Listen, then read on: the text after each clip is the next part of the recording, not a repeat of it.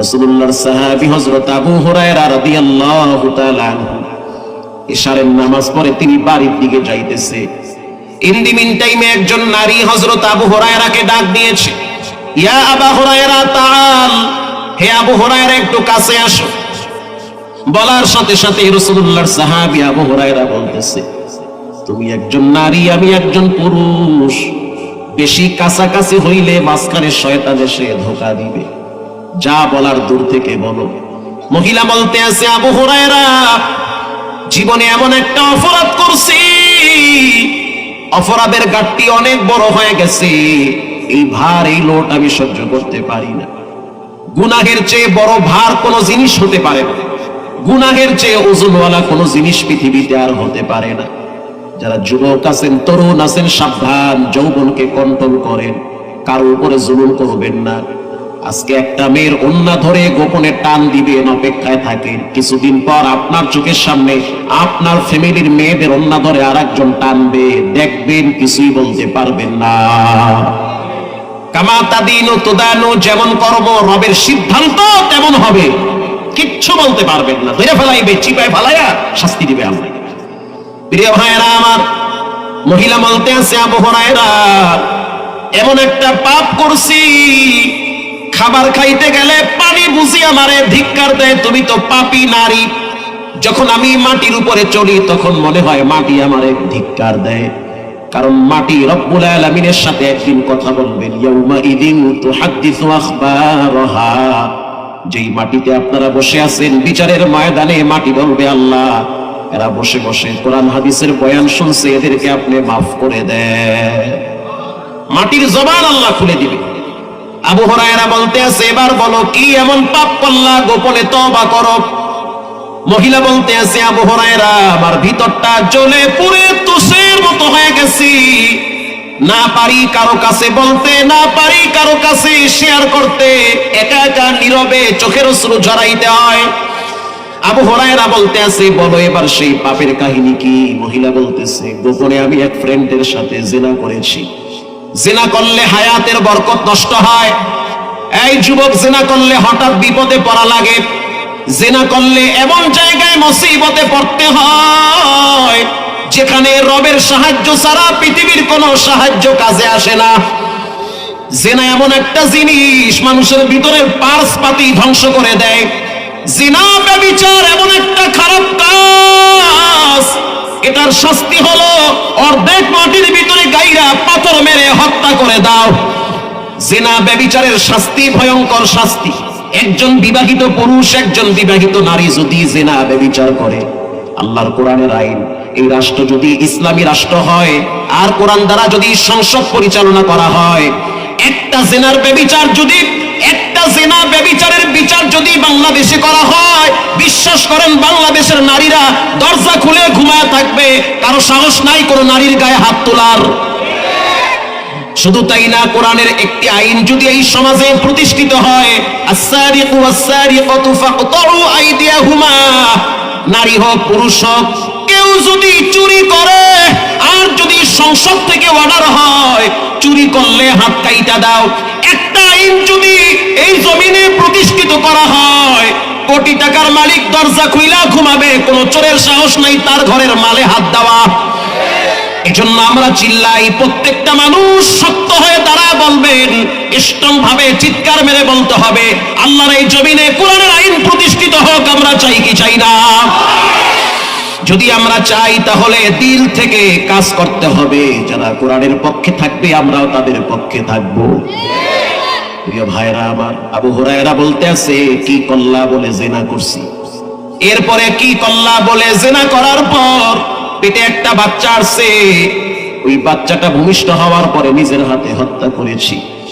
আবু হুরায়রা বলতে আছে, তুমি হালাক হয়ে যাও, বিনাশ হয়ে যাও, নিজে তো জিনা করলা, নিষ্পাপ বাচ্চাটারে হত্যা করলা, এই জঘন্যতম অপরাধের শাস্তি কি তোমার কি জানা আছে? আল্লাহর জাহান্নামের আযাব সম্পর্কে তোমার কোনো ধারণা নাই, আল্লাহর আযাব সম্পর্কে তোমার কোনো ধারণা নাই। এটা বলার সাথে সাথে মহিলাটা চিৎকার মেরে খেজুর গাছের পাশে বেহুশ হয়ে গেছে। না জানি আমার কি উপায় হয়, কি শাস্তি হয়।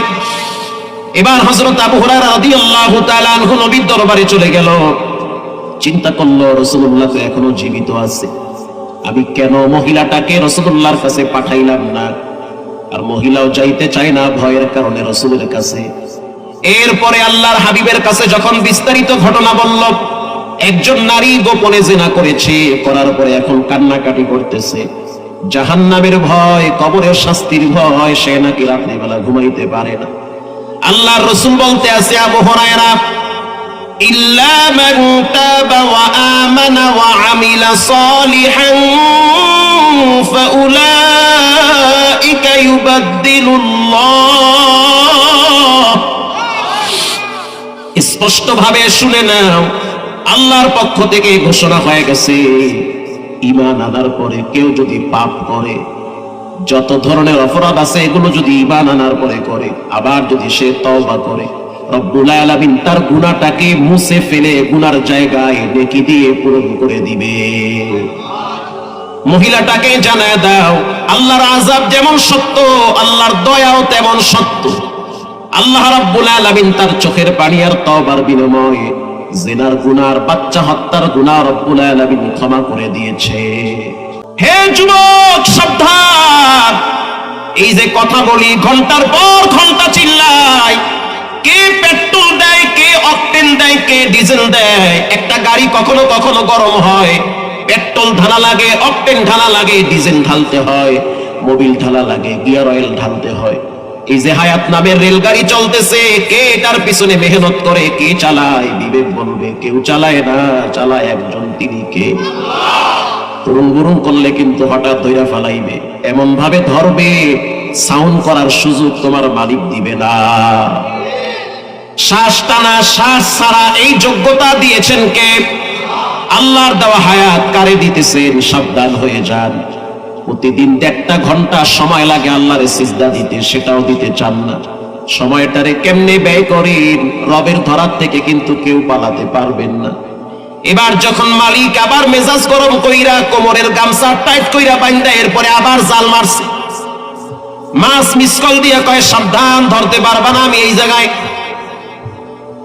এবার পুষ্কুনির মালিক বলতে আছে, মাছ যতই তাফালিং করো আর মাছতারি দেখাও, আমার এই পুকুর ছেড়ে ভেগে পালাবার রাস্তা পাবে না। পুষ্কুনি ছেড়ে যাবে কই? কোথাও যেতে পারবে না। এবার মিশিং লাগাইছে, মিশিং লাগাবার পর পুষ্কুনির পানি যত কমে, মাছের হায়াত তত কমে। পানি যখন একেবারেই অল্প চলে আসছে, নিচে চলে আসছে, তখন কাতল মাছ পেট ভাসায় দিয়া কয়, কিও আমি ছিলাম কই আর আইসি কই? এবার মালিকের মেজাজ আরো গরম হয়ে গেছে, তোরে ধরার লগে লগে এমন একটা আছাড় মারবো, মধ্যে রক্ত বাইর করে ছাড়বো। কথা ঠিক না ব্যাঠি? এবার মালিকে মাস্টারে ধইরা ইচ্ছা মতো কয়েকটা বাড়ি মারছে। মারার পরে জামাই বউ দুইজনে মিলে এরপরে কোরবানি দিছে। জামাইয়ের পাতে এরপরে মাছ দিয়েছে, আর বলছে, বলছিলাম না পালাইতে পারবি না, পুকুর ছাইরা যাবি কই? ঠিক রব্বুল আলামিন বলেন, মাহমুদুল হাসান, সাবধান, মিনহা খলাকনাকুম, বানাইছি মাটির দ্বারা। তরুণ গুরুং করবা না, 9-6 করবা না, নাফরমানি করবা না, ওয়েটিং এ থাকো। যতই উল্টা পাল্টা করো, আমার রাজত্ব ছেড়ে পালাবার কোনো সুযোগ পাবে না, ধরা খেতে হবে। কোরআনের ভিন্ন আয়াতে রব্বুল আলামিন বলেন, কাইফা তাকফুরুনা বিল্লাহি ওয়া কুনতুম আমওয়াতান ফাআহইয়াকুম সুম্মা ইউমীতুকুম সুম্মা ইউহয়ীকুম সুম্মা ইলাইহি তুরজাউন। কিভাবে তোমরা রবের সাথে নাফরমানি করো? তোমরা ছিল নিষ্প্রাণ, তোমাদের ভিতরে কোনো প্রাণ ছিল না। বলো, তোমাদেরকে প্রাণ দিয়েছেন কে? আবার এমন একটা সময় আসবে তোমাদের ভিতরে প্রাণ থাকবে না, মৃতর দেহ মাটিতে পড়ে থাকবে। কোরআনের ভিন্ন এক আয়াতে রব্বুল আলামিন বলেন, ইব্রাহিম নবীর একটু ঘটনা আল্লাহ উল্লেখ করেছেন সূরা বাকারায়। ইব্রাহিম আলাইহিস সালাতু ওয়াস সালাম বলেন, আল্লাহ, মানুষের মৃত্যুর পর আপনি আবার কেমনে জীবিত করবেন? وَإِذْ قَالَ إِبْرَاهِيمُ رَبِّ أَرِنِي كَيْفَ تُحْيِي الْمَوْتَى। আপনি মৃত মানুষগুলারে কেমনে জীবিত করবেন? রব্বুল আলামিন বলেন ক্বালা আওয়ালাম তুমিন, তুমি কি বিশ্বাস করো না? ইব্রাহিম নবী বলেন ক্বালা বালা, বিশ্বাস করি, ওয়ালাকিন লিয়াতমাইন্না কলবি, যদি একটু দেখাইতেন তো কলিজার ভিতরে ইতমিনান পয়দা হইতো, মনের দিক থেকে আমি শান্তি ফিল করতাম। আল্লাহ রাব্বুল আলামিন বলেন ইব্রাহিম তাহলে দেখায়া দিই কেমনে জীবিত করুন, 4টা পাখি নিয়ে আসো। কয়টা পাখি? 4টা পাখি আনার পর এই 4টা পাখিরে পুষম্যান করো, 4টা পাখিরে লালন পালন করো, খাবার দাও, তুমি ডাকলে যেন তারা তোমার কাছে আসে। ইব্রাহিম নবী 4টা পাখিরে লালন পালন করে বড় বানাইছে। এবার আল্লাহ অর্ডার করলো ইব্রাহিম তুমি এই 4টা পাখিরে ধরে ধরে জবাই করো। قال فخذ أربعة من الطير فصرهن إليك ثم اجعل على كل جبل, জবাই কইরা গোশতগুলা ছিন্ন ভিন্ন করে পাহাড়ের চতুর্দিকে ছড়ায় ছিটায় দাও। ইব্রাহিম নবী নিজের হাতে পাখি জবাই করলেন, হাড্ডি আর গোশতগুলা আলাদা কইরা পাহাড়ের চতুর্দিকে ছিটায় দিছে। আল্লাহ অর্ডার করলেন ইব্রাহিম এবার তুমি পাখিগুলার নাম ধরে ডাক দাও। ইব্রাহিম নবী যখন নাম ধরে ডাক দিয়েছে, দেওয়ার সাথে সাথে হাড্ডি গোশত একত্রিত হয়ে পাখি জীবিত হয়ে উড়াল দিয়েছে। কাদেরে কুদরত দারি বরকামাল আনতা রব্বি আনতা হাসবি জুল জালাল, যেটা কেউ পারে না সেটা পারেন কে? এজন্য একদিন কবরে যেতে হবে, কবরের স্বাদ গ্রহণ করা লাগবে। কবরে কিছু স্বাদ আছে, মৃত্যুর যেমন স্বাদ আছে কবরের তেমন স্বাদ আছে। নবীজির সাহাবীরা কবরকে সবচেয়ে বেশি ভয় পাইত। একজন সাহাবী এসে বলল ইয়া নবী আল্লাহ আমার দিলটা বড় শক্ত, চোখে পানি আসে না, আমার ডানে বামে কত যুবককে দেখি নামাজে দাঁড়াইলে তাদের চোখের অশ্রু ঝর্ণার মতো বেয়ে বেয়ে পড়ে। আল্লাহর রাসূল তাকে সবক দিলেন। বর্ণনায় 2টা আসছে, এক বর্ণনায় আসছে তুমি এতিমদেরকে খাবার খাওয়াও, এতিমদের সাথে উঠা বসা করো, যার বাপ নাই মা নাই তার মনের কষ্টের কথাগুলো শুনো, দেখবা তোমার শক্ত দিল আল্লাহ নরম করে দিবে। আর যে ব্যক্তি অভাবী গরিব মানুষ, কালকে কি খাবে সেই সম্পদ তার ঘরে নাই, তার কাছে গিয়া তার কষ্টের কথাগুলো শুনো, দেখবে তোমার শক্ত দিল আল্লাহ নরম বানাবে। আর এক বর্ণনায় আসছে আল্লাহর রাসূল বলেন তুমি একটু কবরের কিনারায় দাঁড়াও, যখন কবরের পাশে দাঁড়াবে তখন দেখবে তোমার শক্ত দিল রব্বুল আলামিন নরম বানায়া দিবে। আর চিন্তা করবে কত প্রতাপশালী, কত ক্ষমতাশীল, কত নামি দামি বংশীয় ব্যক্তি নিথর দেহ কবরে পড়ে আছে, তাদের হুঙ্কার আর কাজে আসে না। কবরের কিনারায় দাঁড়াও, দেখবা শক্ত দিলটারে আল্লাহ নরম বানায়া দিবে। কবরের আযাব হলো সত্য আযাব। আমাকে বলা হয়েছে কবরের বিষয় কিছু বলবেন। আল্লাহর রাসূল বলেন কবরের শাস্তির খবর যদি মানুষ জানতো, বিশ্বাস করেন কাজ কাম করার সুযোগ পাইতো না, পাগল হয়ে জঙ্গলায় চলে যেত। কবরের শাস্তি বাঘ ভাল্লুক জীব জানোয়ার শুনতে পায়, পশু পাখির কানের পাওয়ার আল্লাহ দিয়েছে, যেই কবরে শাস্তি হয় ওই কবরের আযাব জীব জানোয়ার কানে শুনতে পায়, মানুষ আর জিন শুনতে পায় না, কারণ তাদেরকে আল্লাহ পাক শোনায় না। যদি তারা শুনতে পারতো দুনিয়ায় ক্ষমতাগিরি আর টাকার লোভ আর ক্ষমতার লোভ করতে পারতো না, সংসার ছাইরা জংলায় পাগলের মতো হয়ে যেত। হযরত ওসমান রাদিয়াল্লাহু তাআলা আনহু জান্নাতের গ্যারান্টি প্রাপ্ত একজন সাহাবী। আল্লাহর রাসূল বলেন লিকুল্লি নাবিয়্যিন রাফীকুন ওয়া রাফীকি ইয়ানি ফিল জান্নাতি উসমান, প্রত্যেক নবীর সাথে জান্নাতে এক একজন বন্ধু হবে, আর আমার জান্নাতে আমার বন্ধু হবে আমার জামাতা হযরত ওসমান। শুধু তাই না, রাসূল তার জন্য দোয়া করেছেন সাখিরিল হিসাব আলাল উসমান, আল্লাহ আপনি ওসমানের হিসাবকে সহজ করে দেন। সেই ওসমান রাদিয়াল্লাহু তাআলা আনহু একদিন কবরের পাশে দাঁড়ায়া বাচ্চাদের মতো ফুফায় ফুফায় কাঁদতেছে। আবু হুরায়রা প্রশ্ন করল মা ইউবকিকা ইয়া ওসমান, কেন কাঁদেন, আপনার চোখের অশ্রু কেন বায়া বায়া পড়ে? ওসমান রাদিয়াল্লাহু তাআলা আনহু বলে আবু হুরায়রা কবর একটা ভয়ঙ্কর জায়গা, কবর কারো জন্য জাহান্নামের গর্ত, কারো জন্য জান্নাতের বাগান। কবর হলো মানুষের জন্য প্রথম ঘাঁটি। কবরে যদি কারো সাথে ভালো ব্যবহার করে বাকি ঘাঁটিগুলায় পার পেয়ে যাবে, আর কবরে যদি কারো সাথে খারাপ ব্যবহার করে বাকি ঘাঁটিগুলায় সে ধরা পড়ে যাবে। কবরের আযাবের ভয় সাহাবায়ে কেরাম রাতের কিছু অংশে যায় নামাজে দাঁড়ায় দাঁড়ায় চোখের পানি ছেড়ে কাঁদতো। আপনারা ইতিহাসে পড়েছেন টনি ব্লেয়ারের শালী কালেমা পড়ে মুসলমান হয়েছে। কেমনে হইল? তালেবানদের রাত্রিবেলা চোখের পানি আর নামাজ দেখে কালেমা পড়ে মুসলমান হয়েছে। আরো জোরে বলেন সুবহানাল্লাহ। টনি ব্লেয়ারের শালী বলেন, আমি ক্যামেরা নিয়ে গেলাম আফগানিস্তানে। ওখানে যাওয়ার পর আমি তথ্য সংগ্রহ করতেছি। এক পর্যায়ে আমি তালেবানদের হাতে গ্রেফতার হয়ে গেলাম। আমি তখন কনফার্ম হয়ে গেলাম হয়তো তালেবানরা আমার সাথে খারাপ ব্যবহার করবে। মার্কিন সৈন্যরা যদি কোনো মুসলিম নারী পাইতো, জিনা, ব্যভিচার, ধর্ষণের মতো জঘন্যতম অপরাধে লিপ্ত হইত।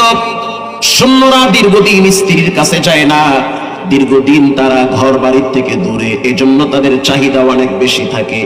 তাদের সামনে নারী পড়লে তারা যৌন কাজে লিপ্ত করে। টনি ব্লেয়ারের শালী বলে, আমি নির্ঘাত শিওর হয়েছিলাম যে হয়তো আমার সাথে সেম ব্যবহার করবে, আমার সতীত্ব হরণ করা হবে, হয়তো আমার জীবনকে শেষ করে দেওয়া হবে। যখন আমাকে ক্যাম্পের ভিতরে নেওয়া হইল, যিনি কমান্ডার তার নাম ছিল জোনায়েদ, সে আমাকে বলল, বোন আমার, যদিও আপনি অমুসলিম তারপরও আপনি আমাদের বোন, টেনশনের কারণ নাই, আপনার শরীরে একটা আসরও কেউ লাগাবে না, আপনি ভয় পায়েন না, আমরা মুসলমান, আমরা সভ্য জাতি, বেঈমান জাতি না, আমাদের কাছে মানুষ আমানত থাকে, কখনোই আমরা খেয়ানত পছন্দ করি না। টনি ব্লেয়ারের শালী বলে, যখন আমাকে একটা রুমের ভিতরে রাখা হইল তাঁবুর একটা কোনায়, আমি রাত্রিবেলা চিন্তায় পড়ে গেলাম যে দেখি সৈন্যরা কি করে। পর্দা সরায়া তাকায় দেখলাম যারা দিনের বেলায় বন্দুক হাতে নিয়ে সীমান্ত পাহারা দিত, তারাই আবার রাত্রিবেলা সেজদায় গিয়ে কাঁদে। আমি একজনের পাশে আস্তে করে দাঁড়ায় শুনতেছি যে দাঁড়ায় দাঁড়ায় নামাজের ভিতরে কোরআনুল কারীম তেলাওয়াত করে। আমি সকালবেলা তাকে প্রশ্ন করলাম, তুমি দাঁড়ায় দাঁড়ায় কি পড়লা আর কাঁদলা? সেই মুসলিম সেনাপতির একজন যুবক বলল যে আল্লাহর জাহান্নামের ভয় আমি নামাজে কেঁদেছি, কারণ প্রতিটা মানুষকে একদিন মরতে হবে, কবরে যেতে হবে, কবরের শাস্তি সত্য, জাহান্নামের আযাব সত্য, এই ডরে আমি নামাজে দাঁড়ায় দাঁড়ায় কোরআন তেলাওয়াত করেছি। টনি ব্লেয়ারের শালী বলেন, এই দৃশ্য দেখার পর আমি আর দেরি করি নাই, ওখানেই কালেমা পড়ে মুসলমান হয়েছি। এরকম হাজার হাজার ঘটনা আছে। আল্লাহর আযাবের ভয় মানুষ কালেমা পড়ে মুসলমান হয়ে যায়, জাহান্নামের শাস্তির ভয় মানুষ ঈমান আনে।